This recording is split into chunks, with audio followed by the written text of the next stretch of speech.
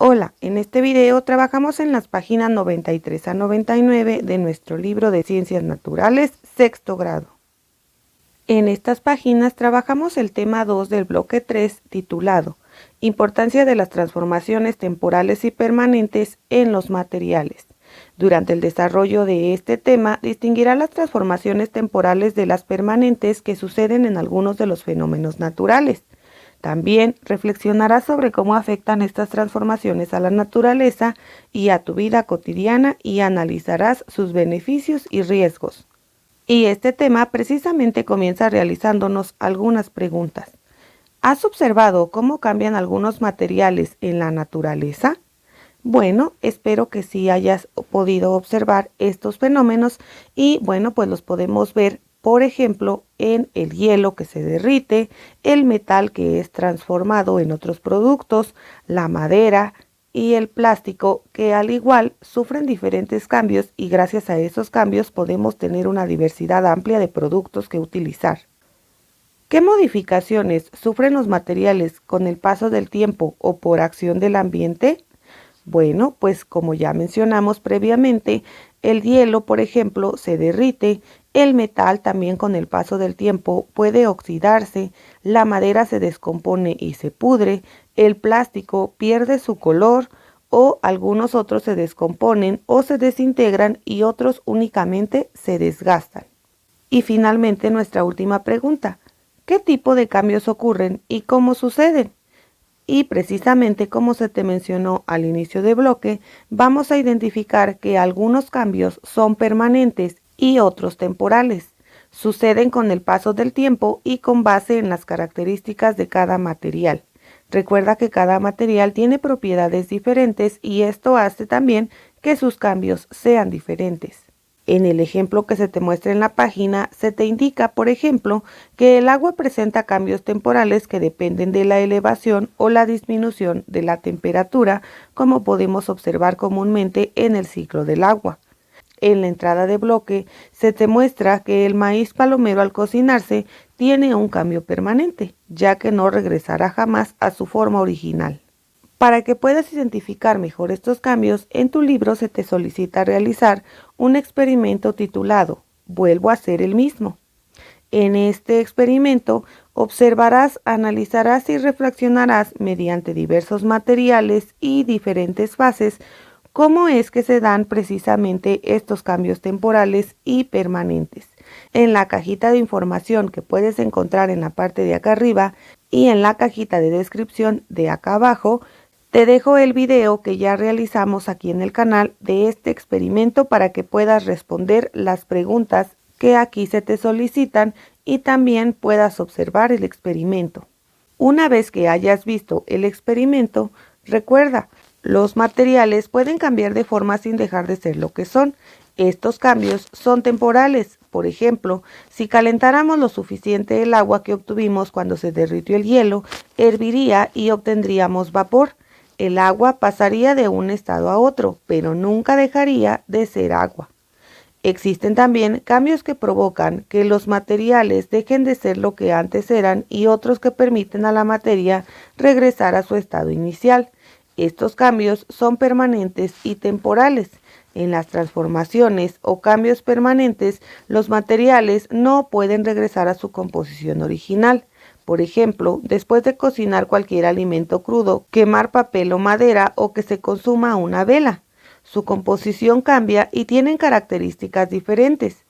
Un cambio temporal ocurre cuando el agua o la mantequilla pasan del estado sólido al estado líquido al exponerlas a una temperatura alta, mientras que a una temperatura baja regresan al estado sólido. Entonces, en esta lectura puedes identificar claramente que un cambio temporal es aquel que se da en la materia, pero que puede regresar a su forma original, como ya se te mencionó en el caso del agua o la mantequilla. Mientras que un cambio permanente es aquel que ya no regresará a su forma original, como podemos observarlo en la preparación de alimentos. Ahora hablemos acerca del ciclo hidrológico. Recuerda que el agua es la única sustancia presente en la superficie de la Tierra en cantidades importantes y en sus tres estados, líquido, sólido y gaseoso. Existen océanos y casquetes polares de kilómetros de profundidad y una parte importante de la atmósfera es vapor de agua. A continuación, verás cómo se transforma el agua al pasar de un estado a otro. Y precisamente en la imagen se te muestra el ciclo del agua. Recuerda que el agua se encuentra presente en la naturaleza en sus tres diferentes estados. El primero es el líquido que podemos observar precisamente en el mar, en los depósitos subterráneos, lagos o ríos, los cuales, debido a la luz solar y al calentamiento que tiene el planeta, suben en forma de vapor hacia la atmósfera, como puedes ver en el esquema, formando entonces diferentes nubes. Una vez que el agua se encuentra en dichas nubes, se produce otro fenómeno llamado precipitación, que es la lluvia, y gracias a él, los líquidos ahora nuevamente regresan a los mares, depósitos, lagos y ríos. Pero recuerda que también en la Tierra tenemos zonas frías. Esas zonas frías producen que el agua, en vez de evaporarse, se convierta en hielo, como puedes observar en los casquetes polares, o bien en el hielo que se forma a grandes alturas, como en los volcanes y montañas. Una vez que se encuentran en forma de sólidos, también se ven afectados por el calor y el calentamiento del planeta, pasando también por una etapa de deshielo, lo cual nuevamente alimenta ríos, lagos y depósitos subterráneos. Así que, como puedes observar, el agua únicamente se transforma y nuevamente podemos tenerla de forma líquida, gaseosa y sólida. Ahora bien, se nos solicita que una vez que hemos analizado el ciclo del agua, determinemos si se presentan cambios permanentes o temporales en el ciclo hidrológico. Y bueno, pues como pudiste observar, todos esos cambios son temporales, ya que, como se mencionó, el agua líquida puede pasar a un estado sólido o gaseoso, pero tarde o temprano regresan a su forma original mediante el deshielamiento o la precipitación. Ahora entonces vamos a responder nuestras siguientes preguntas.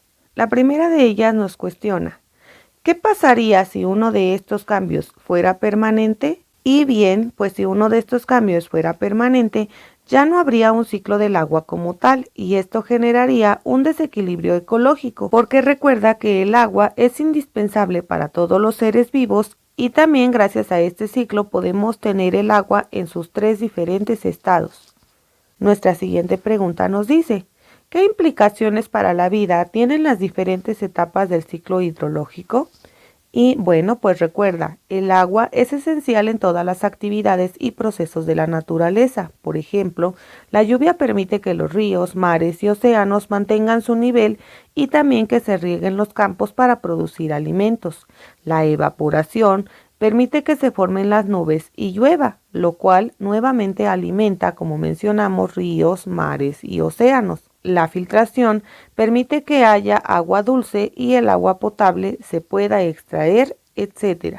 Recuerda que todas las etapas del ciclo hidrológico son muy importantes, ya que gracias a ellas también podemos tener el agua en sus tres estados. Y recuerda, el agua es indispensable para todos los seres vivos. Ahora bien, ¿cómo afectan estos cambios al ambiente y a la vida del ser humano? Bueno, pues gracias al ciclo del agua se regula la temperatura ambiental, se recargan los mantos acuíferos, se genera la lluvia, etc.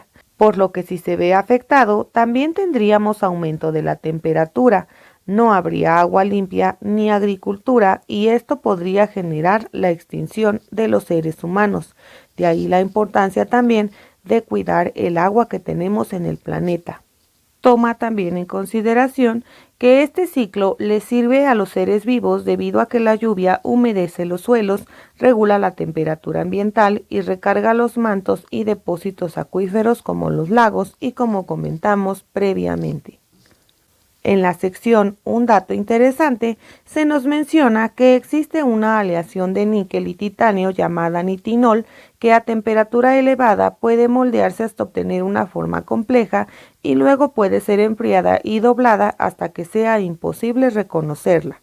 Cuando se vuelve a calentar, recobra la forma original en que fue moldeada. recordando cada curva y cada ángulo. Un radiotelescopio de hasta 1.5 kilómetros de diámetro hecho con este material podría ser compactado y empacado en la Tierra y luego enviado al espacio, donde se desplegaría al ser calentado por el Sol. En nuestra página 96, ahora nuevamente se nos solicita realizar un experimento titulado Evaporación, en el cual vas a observar, analizar y explicar cómo funciona precisamente esta fase del ciclo hidrológico del agua. Recuerda que te voy a dejar en la cajita de información de la parte de acá arriba y en la cajita de descripción en la parte de abajo el video donde ya realizamos este experimento en el canal para que puedas observar el experimento y posteriormente que puedas responder las preguntas que se te solicitan en este experimento. Recuerda que en ese mismo video encontrarás también la fase 2 del experimento, donde se construyó un filtro que representa precisamente la fase hidrológica de filtración. También en ese video encontrarás las respuestas a las preguntas de la fase 2.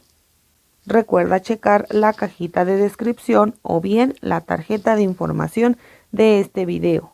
Nuestra sección Un dato interesante ahora nos menciona que se calcula que del agua existente en nuestro planeta, 97.5% está contenida en los mares y los océanos, es decir, es agua salada, y solamente el 2.5% es agua dulce.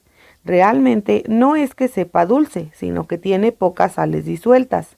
De ese porcentaje de agua dulce, 68.9% es agua de glaciares y capas de hielo, mientras que el 30.8% se encuentra atrapada en depósitos subterráneos profundos y solamente el 0.3% se localiza en lagos y ríos. Y recuerda que información de este tipo la puedes consultar en la página de la Semarnat acerca de la información ambiental. Finalmente, hablemos acerca de la combustión. Todos los días observamos cómo se queman muchos materiales como papel, gas y madera, entre otros. Este fenómeno se llama combustión y consiste en la combinación de un material llamado combustible y el oxígeno atmosférico. Como resultado de la combustión de productos como petróleo, gasolina o gas, se obtienen dióxido de carbono, agua y energía calorífica. El ser humano aprovecha este fenómeno para satisfacer algunas necesidades, por ejemplo, mover máquinas, cocer los alimentos o calentarse durante el invierno. Al quemar este tipo de combustibles se obtiene energía, pero también se liberan gases como el dióxido de carbono que en exceso contamina el ambiente. De modo general, la combustión de hidrocarburos se puede representar de la manera siguiente. Para ella se requiere un combustible, el cual, mezclado con el oxígeno que tenemos en la Tierra, tienen una reacción, generan energía y calor como vimos anteriormente, y se libera dióxido de carbono, agua y calor. En ocasiones, la cantidad de oxígeno no es suficiente y se produce una combustión incompleta. En este caso, se generan, además de dióxido de carbono y agua, monóxido de carbono y carbono sólido en forma de hollín, que hace que se pinten de negro los cuerpos cercanos al lugar donde se produce la combustión. En nuestra sección, un dato interesante, se nos menciona que si un material se quema y todos los productos de su combustión, como el humo, cenizas, hollín y gas, se capturan y se pesan, todos juntos pesarán un poco más que el material original porque se habrán combinado con oxígeno del aire. En la página 99 se te solicita realizar precisamente un experimento para que identifiques cómo se forma el hollín. En este experimento vas a observar, identificar y analizar, como ya mencionamos, los cambios que sufre un cuerpo al ser parte de una combustión incompleta. Por lo que nuevamente recuerda, en la cajita de información que se encuentra en la parte de arriba y en la cajita de descripción de la parte de abajo, te voy a estar dejando los links a estos experimentos para que puedas observarlo y una vez que los hayas observado, puedas responder las preguntas que aquí se te mencionan. Ten presente que un automóvil cuyo combustible es el hidrógeno funciona como uno eléctrico, pero lo alimenta una pila de hidrógeno, material que se combina con el oxígeno del aire en una celda para generar electricidad. Existen dos tipos de motores que emplean hidrógeno: los motores de combustión, que lo utilizan como si fuera gasolina, es decir, lo queman en un motor de explosión, y los motores de conversión de pila de combustible, que utilizan el hidrógeno para producir electricidad. De allí que actualmente tengamos autos eléctricos y autos que funcionan con gasolina. Asimismo, considera también que los materiales que emiten por la combustión las fábricas y los automóviles son dañinos para el ambiente, ya que se incorporan a la atmósfera. Esto provoca contaminación en el aire y ocasiona daños a la salud de los seres vivos. Se están produciendo también nuevos avances tecnológicos, como la fabricación de vehículos eléctricos y de celdas solares, con el propósito de reducir el consumo de combustibles que dañan el ambiente. Los automóviles solares están diseñados para funcionar con la electricidad que producen unos paneles que captan y acumulan la energía de la luz solar, como puedes observar en la imagen de la página 99. Entonces, recuerda consultar los videos de los experimentos para que puedas responder las preguntas que se te proponen en cada uno de ellos. Por lo pronto, espero que este video te haya sido de ayuda. Recuerda suscribirte, compartir este video, dejarme tu like y activar las notificaciones para que YouTube te avise cuando suba un nuevo video. Hasta la próxima.